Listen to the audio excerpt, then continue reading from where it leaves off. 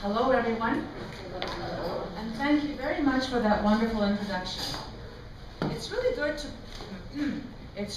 to be here.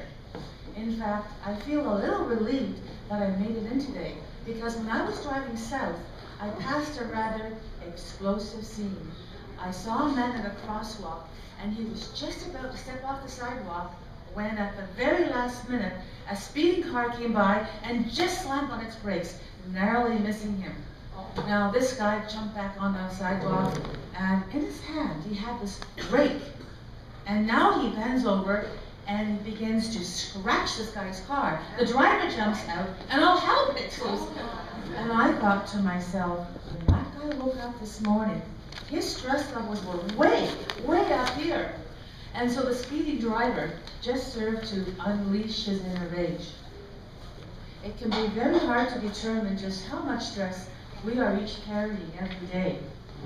Did you know that just 5 years ago, what was unhealthy stress is now the new norm? Nobody is immune to stress, whether you're old or young. I heard about an 8-year-old boy who was super stressed about going to school. And you know, he was given these words of encouragement. He was told that these are the best years of your life. The boy thought, well, the boy said, I'm not so sure about that, because when you're older and you retire, that looks pretty good to me. But I'm sure you'll agree with me when I say that when you are feeling anxious, worried, frustrated, it depletes your energy tank, right? You feel more tired? Well, that is why I've called this program the Refueling Station. And the EF in front stands for Emotional Fitness. I know that term is not quite commonplace yet, but it is slowly building in momentum. So you're really on the leading edge of the next wave of healthcare reform in stress management. There is nobody doing what I'm doing, namely using mediative strategies. You see, most stress management programs involve meditation, deep breathing, yoga, qigong. I will at times use a bit of mediation as a warm-up to my meditation. I'll use meditation as a warm-up to my mediation principles. You see, I have found over the many years, I've been a mediator and a counselor, and I have found that the biggest source of stress is conflict-driven stress. And so my mediation principles provide a very practical guide for achieving successful resolutions to a wide number of disputes.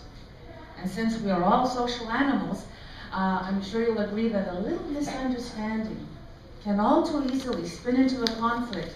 And unless you resolve that conflict, it can spark some rather nasty fights. Well, there is one company in New York City, they make an awful lot of money off people having fights. I don't mean lawyers. This is a company, and they go to where the super big fights are. They go to corporations. And so what they do is they send their in-house boxing team to train those two opposing parties how to box it out safely. And there's a lot of money in this because our instinct to fight is much stronger than our will to make peace. But does a fight really solve anything? Whether you win a fight on or off the boxing ring, you've lost that person's respect for you. You know, you didn't really give them a fair hearing. And for all you know, they really may be plotting a covert revenge attack when you least expect it. I think I'm leaning over too much. I want to be balanced. And so, in school, we all learn the 3 R's: reading, writing, and arithmetic. But the 4th R involves resolving conflicts. And we really didn't learn that formally. Perhaps our parents were our very first emotional fitness coaches. So let's take a look at emotional fitness. Our society, I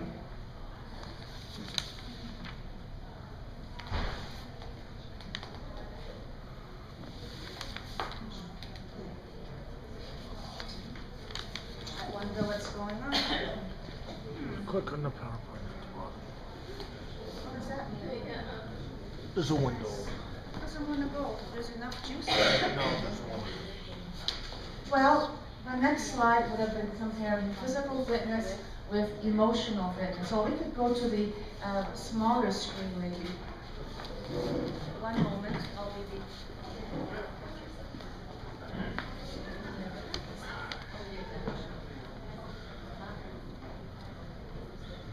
So there we have the next slide. So I'm going to have to be bouncing down to advance it, excuse me. But our society is very big on physical fitness, not emotional fitness. We tend to value looking good over feeling good. And have you seen all those BMWs around? Do you know what I mean, BMWs? Did you mean whiners?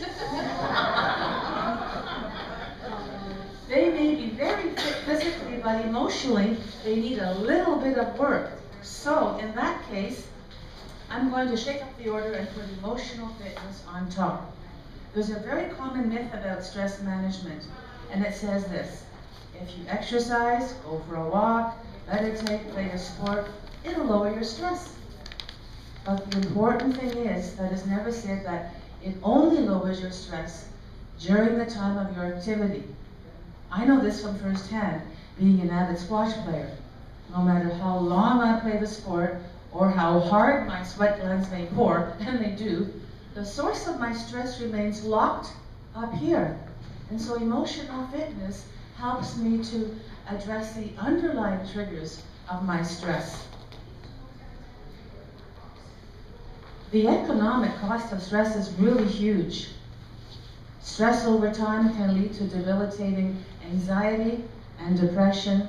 Such mental health conditions contribute to 83% of short-term disability claims. When I came in today, a lady asked me, "Are you doing stress management?" I said, "Yes."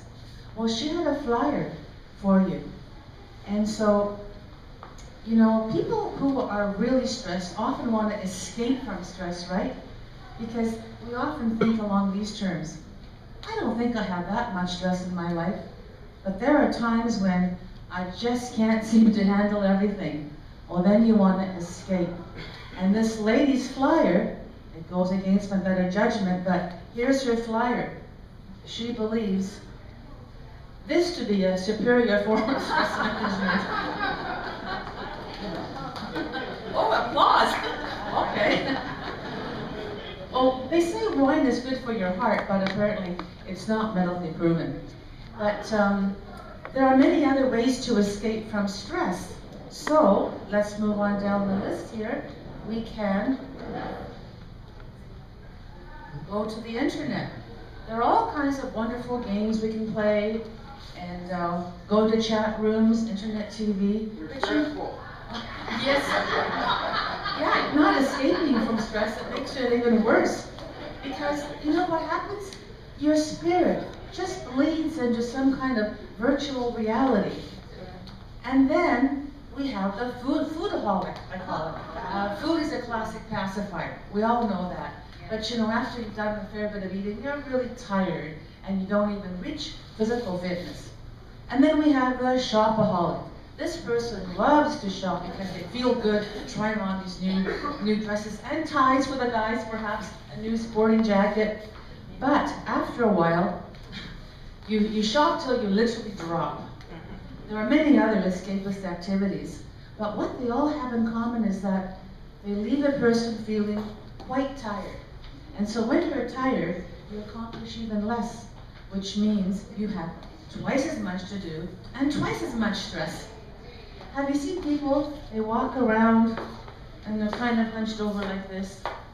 Did you know that when your posture is slumped forward, your breathing is compromised? There is less oxygen reaching your brain, which makes you more tired. Now, doctors do tell me that the single most common complaint they hear is people are just so tired all the time. Well, I submit to you that one reason for this is that an awful lot of stress has been building over many years. And before you know it, you've got a truckload of stress. And this stress just very, very slowly seeps into your comfort zone. It's very insidious because those nasty little toxic stress hormones are being released, and they do a fair bit of damage to your health, and especially your heart health. So that's why we call stress a silent killer. But I'm here with good news, and I would like to welcome you to the wonderful world of emotional fitness. Do I hear a drum roll? Yeah, a drum roll. I really find this field exciting because I see so many transformations, changes, and people's attitudes, and they have more joy in their life once the stress rolls down off their back.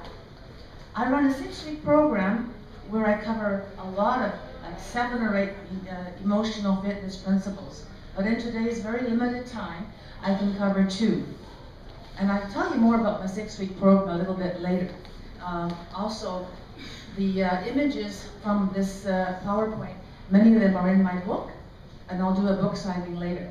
So the very first emotional fitness principle is being aware of your authentic emotions. And as we move through our daily lives from activity A to B to C, we often skim across the surface of our emotions. And when you're stressed out, what emotion would you say is most common? Anyone?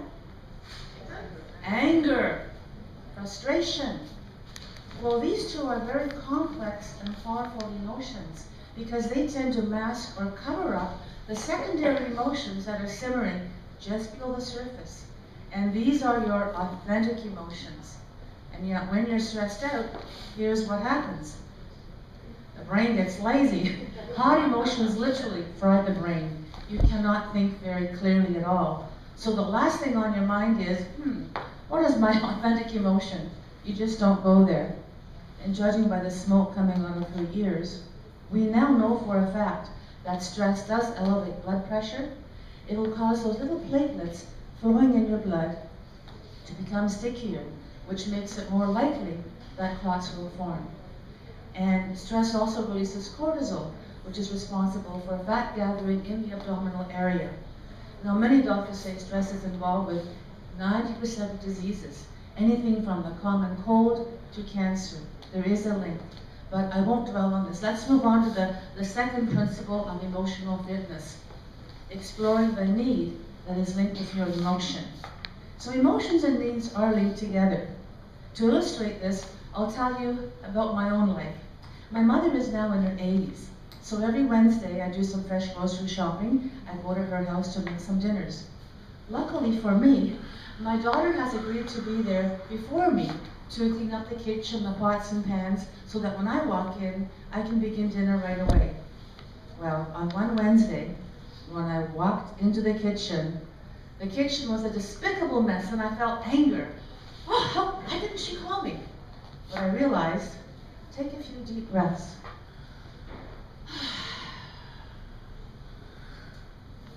You know, just by doing that, it takes the edge off my stress. And when I send my breath down to my diaphragm area, I've learned to breathe through my heart. The Japanese have many words for heart. Anybody Japanese here? No? Oh, wonderful. Well, the one word for heart in the Japanese language is shinzu, the heart as a pumping station for blood. The other word is kokoro, and that stands for the heart as a center of our emotional, spiritual, and creative energies. And these energies can modify how our brain responds to stress. Now, researchers in the field of psychoneuroimmunology have developed this chart to show you the path that your heart's information-rich energy, how it travels. They call it heart's info energy, so the information-rich energy has been shortened. And the dotted blue line leaving the heart is how the vagus nerve. So your heart's information-rich energy travels up the vagus nerve and it enters your brain at the very nerve-rich medulla site. Now, I don't want this to be a scientific lecture, so I'm going to go back to my mother's kitchen. Here I am, connecting with my kokoro, my heart's wisdom. One client calls it her CNN, her cardiac news network, open 24/7. Anyway, I realized that my authentic emotion is, I'm feeling very disappointed. I'm feeling disrespected. So as I mentioned earlier, emotions and needs are linked together. So my need now is to call my daughter, have her come over, enlist a friend, we can clean up, I'll make the dinner, we'll eat dinner, and then I can get to my event later on that evening that I had made a commitment to. Now somebody else may stay stuck in anger, and they yell at their daughter saying, you stupid, lousy, blankety blank. So nothing changes, except your stress levels keep going higher and higher. I call this the emotional spin cycle. And the spin is triggered by all the excess energy that anger pumps into your system. There are those who fly high and feel fearless. It's an adrenaline rush, and some are even addicted to anger. But after a while, all spinning tops crash, and you better watch out when that happens. It's no wonder that the Center for Disease Control has labeled anger a disease. So whether you express your anger in a loud, noisy fashion, or whether you repress the anger, both reactions represent the worst possible emotional overload because those toxic stress hormones are being released and they are doing their damage. Whoops, that was too fast.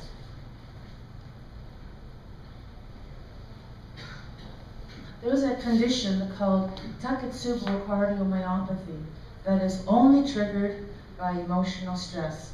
I was just on CTV's National News Show talking with Pauline Chan, their health reporter, that it's a very serious condition. The left ventricle balloons out and breathing becomes very painful. A woman called Deborah Heffernan had this condition, and she wrote a book about it. And the book is called An Arrow Through the Heart. She had no history of heart disease. Her blood pressure and cholesterol levels were normal.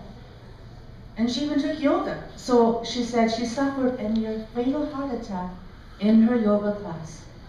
So to answer the question, why me, she writes on page 11, I was a typical harried woman. I'd been a giver of time, meals, and gifts. It led to disappointment and exhaustion. I've often wondered, why don't we measure emotional stress levels? Well, our doctors aren't trained to do that. What they do is they send you on this exercise stress test.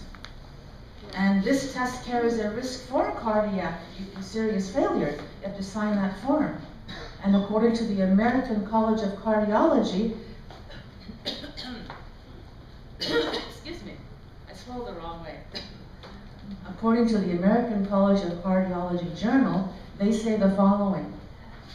Medical scientists have discovered that 56% of people who did well on the treadmill stress test had significant coronary artery disease. So what I do when I lead my 6-week program, the very first thing we do is we measure 5 categories of emotional stress. And the darker blue, thank you, very kind of you. So the darker blue columns reflect the initial pre-stress score, and then after 6 weeks is the post-stress with those shorter columns. I'll just quickly run through the 5 categories.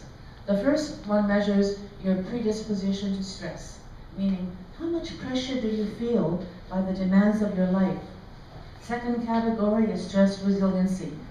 We look at how balanced are your mental, emotional, physical, and creative energies.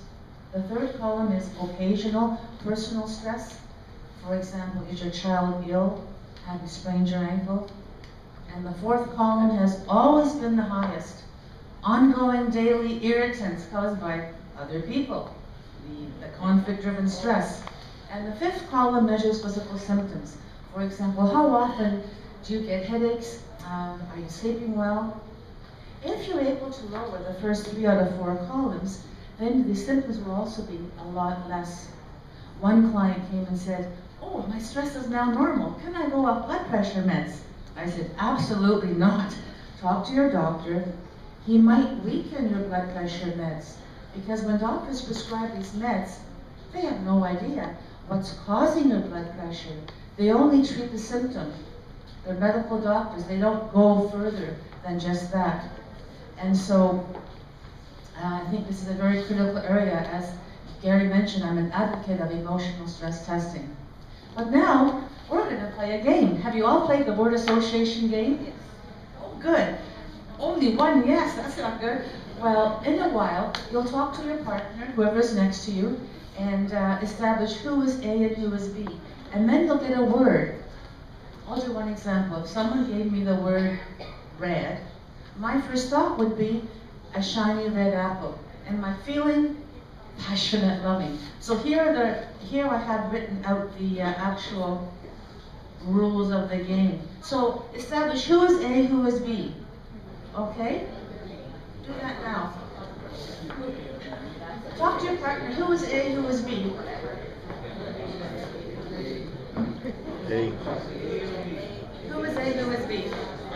Okay, B's. Put your hand up. B's, where are you? B's. Okay, let's go. Are you ready? B's. When you hear this word, do not pause to ponder. Oh, what does this word mean? You only have 10 seconds. So, are you ready? B's. Your word is conflict. Right? Counting. 5. Tell your partner your first thought and feeling that comes to your mind when you hear this word. 10 seconds. The clock is ticking. Yeah, what you think. Your first thought and feeling when you hear the word conflict.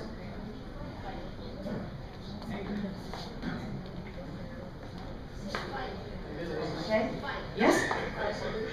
Oh, you're ahead of me. And now B. We have a B person, A. Okay? A, you know where you are.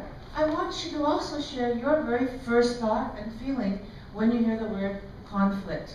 Tell your partner. Anger. A, tell B.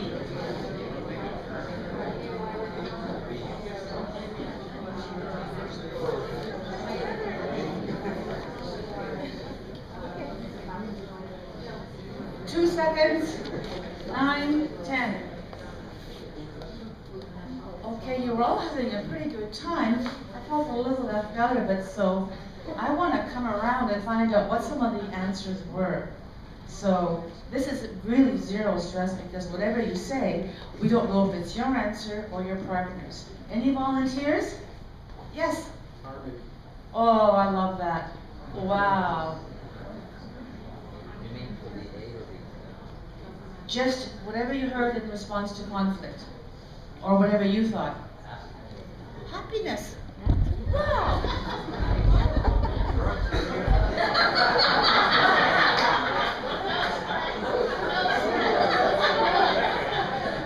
They're not buying it. They're not buying it. Are you a mediator? Back there? Very good. And I heard you volunteered earlier here. Yes, yes. Yes? Fight. Of course. Our instinct to fight is much stronger than our will to make peace. Any other responses? Yes? Fight. Argument. Well, it seems like, yes. One more. Light. Flight, yes. To fight or to take flight. One man, his first reaction to conflict was marriage.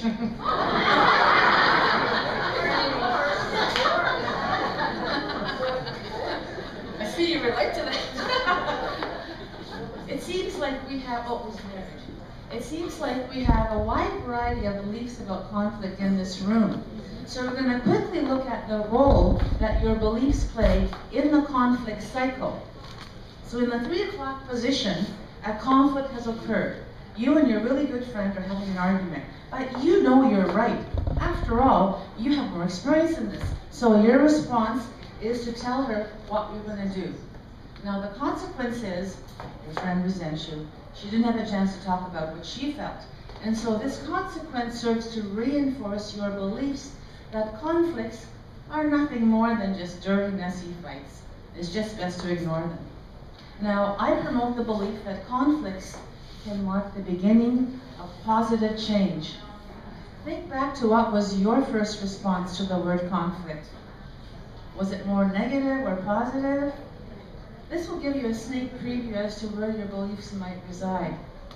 I actually put my belief on my mug. Conflict can be a catalyst for positive change. And this change will refuel your energy tank because, you see, when you are in a conflict situation, those emotions like anxiety, frustration, worry, they simmer away, depleting your energy tank. Just like a car idling empties the fuel tank eventually. So we have about 5 minutes left, I believe, so I'm going to show you from my book a quick summary of how we can move your conflict so that it can become the beginning of a positive change. So the first cartoon caption is, drop your gun. See the shadow behind the man's finger? The gun is a metaphor for all the verbal abuse that we spew forth. When we do things like, oh, you stupid, blankety blank, we are actually shooting down a person's sense of themselves. We're shooting down their goodwill. So before you begin peace talks, you have to drop the gun. And now we can begin. Most likely, you haven't had a really good heart-to-heart conversation for a while. So this person appears to be on like a distant planet. So now you tune in neutral gear and you listen, non-judgmentally. And when they finish telling you everything, ask them one question. Ask them, is there anything else? And then wait, count to 10. Bite your tongue. Be there. And whatever you hear next, most likely, will surprise you. And because you have role model being such a good listener, it's your turn to talk. So at this stage, we're looking at the surface of a conflict, you know, the thoughts and feelings, hopefully the authentic feelings. So now we can go a little bit deeper and explore the underlying unmet needs that often are like buried treasures. They don't see the light of day because we are afraid to expose some vulnerability. At this stage, take a piece of paper out, draw a line down the middle with your name on either side, and write down what each person needs to overcome this. Again, don't judge, just write them all down. The next stage, you begin to brainstorm or fish around for ways to address these needs. Now, fishing takes a lot of patience and stamina, so be careful. Don't fall into that vast ocean of emotion, because if you let your emotions take hold and you say the wrong thing, you haven't dropped your gun. You're back to square one, and it's very hard to get back on track after you have ruined the goodwill. So now that you have all the solutions to those unmet needs, you begin to evaluate which solution is fair, doable, practical. If you have a grandchild that's broken your favorite vase, well, that hurt. You may want to make them accountable, so you write down on paper every Monday they will give you 50 cents from their allowance for, I don't know, maybe 6-7 weeks, so they have contributed something. Sometimes you just need a good handshake or a hug if it's your partner. And then, by all means, go out and have a little celebration. You're celebrating for many reasons. First of all, you've been able to air your grievance that you've kept hidden. You've also learned a whole new way of resolving future disputes. And the best reason to celebrate, you have less stress. So that's good for your health, especially your heart health. Now, if somebody pushes your button or says things to upset you, ask yourself this question. Is there something that needs to be addressed, some issue I've been avoiding? 9 times out of 10, there is. But human nature being what it is, we want to just sweep things under the rug and forget about it, escape. All those escape activities are more fun, apparently, to many people. But those issues get right inside our tissues because the quality of our relationships act as biochemical markers of our health. That's huge. As surely as the sun rises tomorrow morning, you can count that there is somebody out there who is going to push your heart button or upset you. So try and own your own emotions, your authentic emotions and feelings. And if you do that, you will have much more strength. So whatever life may throw at you, let it bounce off your mental armor. And I did mean to say your mental armor, because your mind is like a muscle, and you can strengthen it by doing these emotional fitness exercises that I do teach in my 6-week program. I know for many of you, the road ahead might be a bit of a long uphill climb. It doesn't have to be a stressful journey.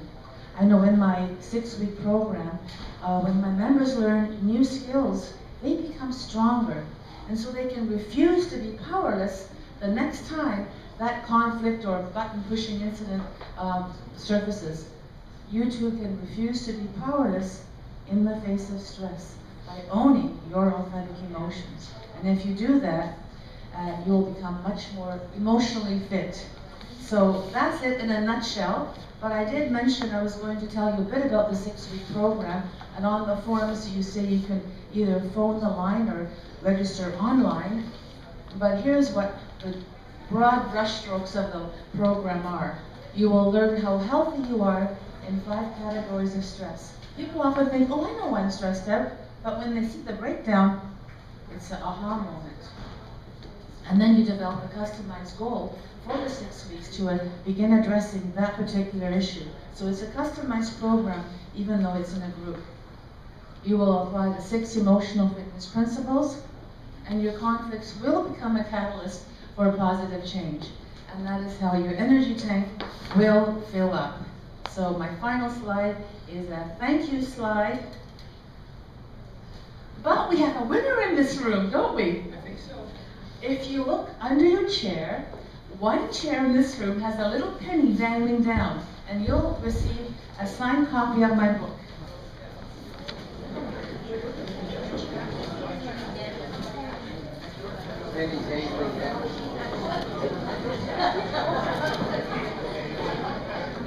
Sign the book now, where's my pen?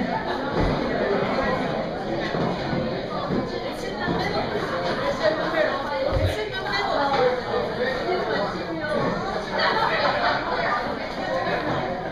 It's in the middle, probably right there. Not your chair.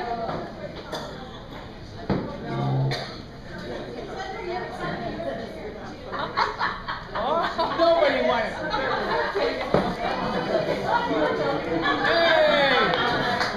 Hey! I'll sign you a copy of my book, but there are more books for $15 cash, so come on up. I'll sign it for you now, so you don't forget to do that. Okay, thank you, Karen. And that was a very stressful exercise, but I finished.